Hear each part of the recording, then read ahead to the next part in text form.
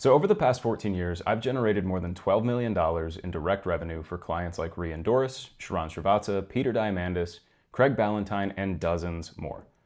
From writing seven-figure sales pages to running email launches that made more than $1 million in a week, to scaling my own digital product to more than 11,000 customers, I've seen what works at every level of the game.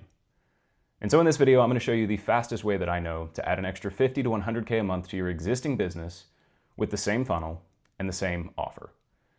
And the good news is this is actually a lot easier than most people think, because all it really takes is understanding what your dream clients believe right now that's stopping them from buying, and designing a simple system to shift each of those beliefs one by one. Now, to understand how this works, we need to start with something that I call the Immutable Law of Marketing. Because fundamentally, all marketing, meaning every ad, every headline, every YouTube video, every email, and every piece of content, has only one job. And that is to get your prospects to believe that your product or service is the best and only way to get what they want. Right? Because at the end of the day, human nature is governed by the law of cause and effect. Every action that we take is the effect of what we believe. And the reason that we buy products or build habits or make this decision instead of that decision is because somewhere in our minds, we believe that doing that thing is the best way to get what we want. Right? Our beliefs drive everything that we do and everything that we don't do. And so what that means for you as a business owner is that if someone wants something and they believe that what you sell is the best way to get it, well, they'll typically buy your shit. Right? And if they want that thing badly enough, then they'll max out their credit cards and sell pictures of their feet on OnlyFans if that's what it takes to get it. And the mistake that I see so many business owners make is that they skip over this foundation and focus on tactics. Right? They think the real reason they can't scale is because they need more leads, right? Or they need to use a DM funnel instead of a VSL, or they need some new cold email strategy or ad platform or whatever other shiny object that just ends up creating more shit to manage. But fundamentally, if your marketing isn't working, right? If sales feel like a grind and you're dealing with shitty lead quality, low close rates, and dozens of objections, the real problem is that your marketing isn't doing its job. And the people who are in your world don't believe that what you sell is the best way to get what they want. Because if they did, they'd be coming to you, pre-sold on your offer and ready to buy. And the way that I like to think about this is kind of like a ladder. All right, so imagine that your audience is down here standing on the ground, and up here at the top is where they buy your offer. All right, this is what happens when your marketing has done its job. And they believe that your offer is the best solution to whatever problem they're trying to solve. But before they can get to the top, they have to actually climb up the rungs on the ladder. Right? These are the beliefs that you need to shift with your content and ads before they'll believe that you're the right person to help them. And when you get this right, you end up with a ladder that looks like this. Right? So that when the right people enter your world, you just shift their beliefs one by one, and they can just grab one rung at a time and climb to the top. But for most business owners, their ladder looks like this. The rungs are weak or broken or just missing altogether, which means that the only way to get people to buy is for you to stand down here at the bottom and push them to the top yourself with 2-hour sales calls and endless conversations in the DMs. But once you install this belief ladder into your marketing, business becomes pretty easy, right? Clients start closing themselves and coming to you, and you have the freedom to do the things that you're best at instead of spending 80 hours a week managing a sales team. And by the way, this is exactly what happened for my client Craig Ballantyne when I applied this system to his low-ticket offer and helped him install a belief ladder in his sales page that took it from 25 grand in lifetime revenue to more than $160,000 a month in just 6 weeks. So now that you understand the big picture, let's break down the 3 steps required to actually build a belief ladder in your business. Starting with step number 1, which is to figure out what your ideal customers believe right now and what they need to believe to buy your stuff. Right? Because here's the thing, even though most business owners know who their ideal customer is, they don't know what their ideal customer believes. And these are 2 completely different things, because you can know that your best customers are 40-year-old entrepreneurs living in the United States making $50K a month. But this describes thousands of different people with thousands of different belief systems. Right? It doesn't tell you what they believe about their problem or the different solutions or themselves. And when you don't know what your best customers believe right now, you can't create effective marketing to shift their beliefs and get them to buy. And a really easy way to understand this is to think about something like religion. Right? So if you're a godless little atheist and your goal is to deconvert as many people as possible from whatever religion they believe in, it doesn't actually matter how old they are or what they do for work or how much money they make. right? The most important thing that you need to know is what they believe right now and why, right? Because Christians have different beliefs than Muslims. Muslims have different beliefs than Hindus. And even inside of a specific religion, you have all of these different denominations and sects that all have their own specific beliefs about God. And so if you don't know exactly what someone believes right now, then you have no idea what you need to say to change their beliefs, right? And so if you skip this step, you'll end up talking to a Southern Baptist, but making arguments against Islam, right? The funny thing is, even though they're a part of your target demographic, and even though they might agree with a lot of what you're saying, you aren't speaking to their specific beliefs. And because you aren't speaking to their specific beliefs, you won't change their behavior. And this is exactly what most business owners do with their marketing. They don't have a clear map of what their customers believe or any sort of template or strategy for shifting those beliefs. And so growing their business feels like a grind. And so the very first thing that we want to do is to map out the specific beliefs your best customers have right now that are stopping them from buying your stuff, starting with what they believe about the problem. Because the single most important belief you need to shift with your marketing is to convince your prospects that the problem you solve is the problem keeping them stuck.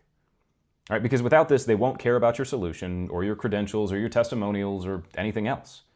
Right? If someone believes that the real reason they can't grow their business is that they don't have enough followers on social media, well, they'll never buy a program to help them make more money with paid ads.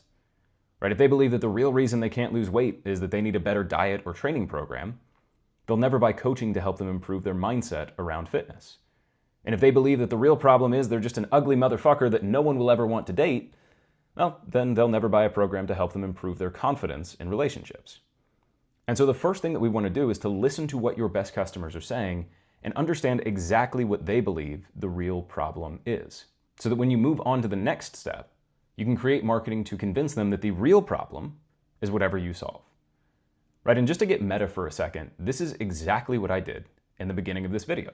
Right? Because what I know about my best clients is that they think the real problem is they need a different funnel, right? Or they need more leads, or they need a better sales team. And so in the first 3 minutes of this video, I explained why the real problem, stopping them from scaling their business.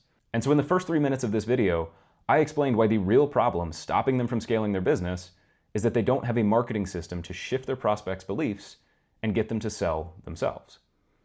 But getting people to believe in the real problem isn't enough to get them begging to buy, which is why the next thing that we need to do is to get clear on what they believe about the solution and show them that your specific solution is the fastest, easiest, and most predictable way to solve the problem keeping them stuck.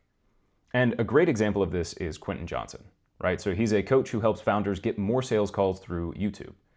Because the thing is, even if a business owner believes that the real problem stopping them from scaling their business is that they don't have long-form content to nurture their audience or generate leads on autopilot, there are still all of these other beliefs that they might have about the solution that could stop them from buying.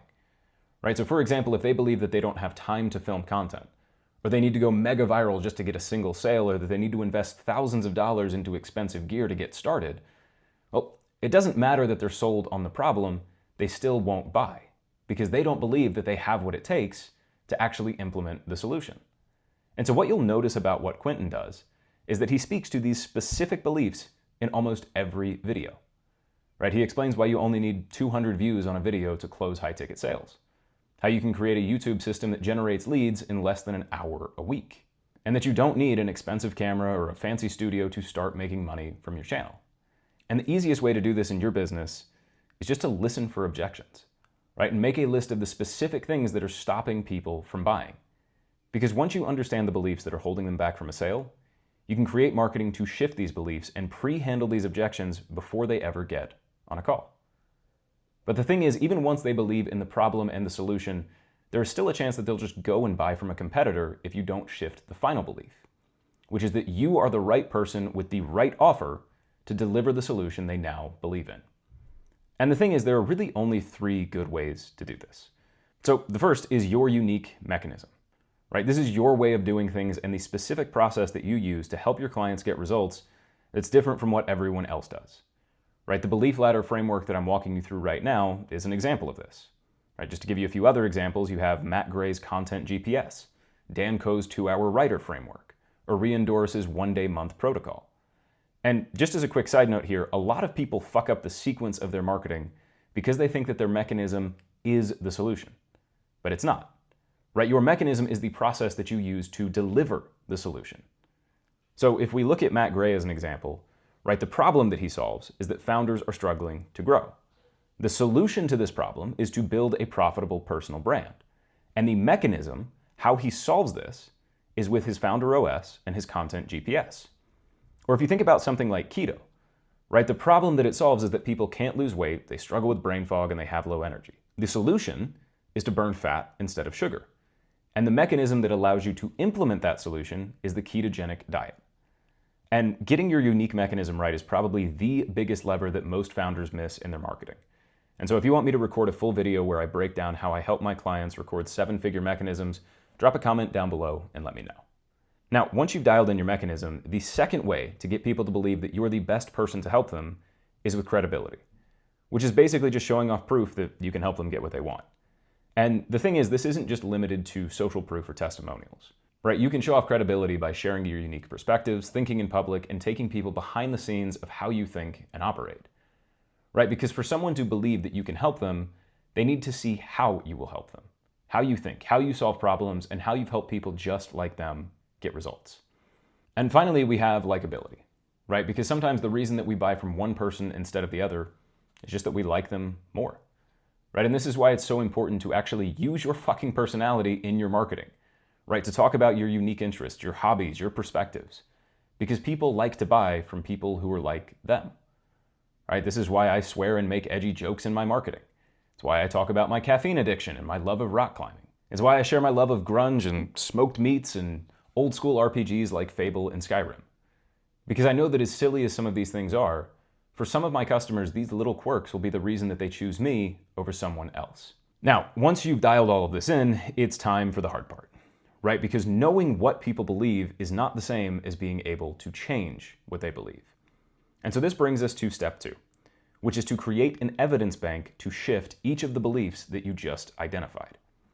Because here's the thing, it is fucking hard to change people's beliefs. I mean, for crying out loud, Pythagoras dropped the spherical Earth theory in 600 BC. And yet today, almost 3,000 years later, there are still people who believe that the Earth is flat. And right now, there are so many fake gurus and bullshit experts that customer trust is at an all-time low. Which means that the only way to get your customers to believe that you have the best and only solution to their problem is to create a quantum shitload of evidence to prove it. And I know that this probably seems obvious, but the mistake that most coaches make is that they forget that different types of people respond to different types of evidence.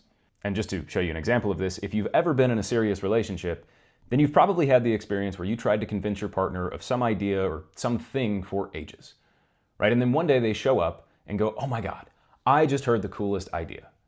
And then they repeat back the exact thing that you were trying to tell them for the last 6 months. Now, typically this isn't happening because they weren't listening to you, right? It happened because someone else shared the same idea, but they used a different type of evidence that they actually understood. And most business owners get this step wrong because they only focus on 1 or 2 types of evidence, right? Typically case studies and testimonials. But there are actually 7 different types of evidence that you can use in your marketing. And when you combine them all together, it's basically impossible that you won't have more people lining up to buy your stuff. All right, so the first type of evidence is consequences, right? These are the specific pain points and frustrations they're experiencing today as a result of their old beliefs. And so what I want you to do to understand this is to imagine that you have a sore throat, right? And so you head over to the doctor's office to get checked out. And as soon as you walk in the door, the doctor walks over, pulls out his pad, writes a prescription, and leaves without saying a single word. Now, chances are you probably aren't going to take whatever he just prescribed, right? Because you don't believe that he actually understands the problem well enough to prescribe a solution. But now imagine that you're at a different doctor. And they walk in, they ask how you're doing, you tell them that your throat is hurting, and instead of writing you a prescription, they say, "Oh, okay, and I'm guessing you probably got a headache too, right? Probably somewhere up here in the front of your head. Oh, and you probably have some chills and aches, right? And your throat feels scratchy, but not like you've got a lump in it." And you just sit there nodding along going, "Oh my God, that's exactly what's happening." Now, chances are when this doctor writes you a prescription, right, you're gonna rush to the pharmacy to take it straight away because you actually believe that he understands the problem well enough to prescribe a solution. Because the thing is, when you can speak to the problem better than they can themselves, they'll assume that you must have the solution. And that's what you want to do in your marketing. You want to enter their world and talk about the specific experiences they're having because of their old beliefs, because of the old way of doing things, to diagnose the pain that they're experiencing better than they can in vivid detail until they assume that you must have the solution. Now, next up, we have stories, which are probably the most powerful type of evidence that you're not using enough of. So, for example, earlier when I told you about my client Craig, one of the biggest reasons that sales page worked so well was the story that we told about Craig going to the ER in his 30s because he thought he was having a heart attack. And when we tested a shorter sales letter without the story, conversions dropped by almost 80%. And what I've seen time and time again is that the right story can literally mean the difference between a multi-million-dollar offer and a campaign that completely bombs.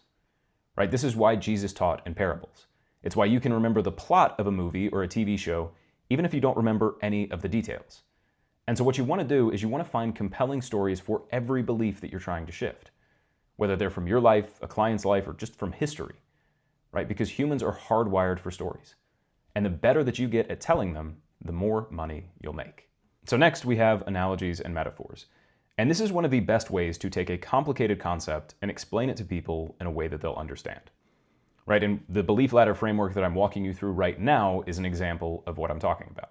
Right? I could have just said, hey, you need to shift beliefs so that people will buy, which probably would have been fine. But by taking that same concept and using an analogy, it's easier to understand. It's more memorable and it sticks in people's heads longer. And so what I encourage you to do is to spend some time with Claude or ChatGPT and just find as many analogies and metaphors as you can so that you can test them in your marketing and see which ones help people understand the point you're trying to make and shift their beliefs.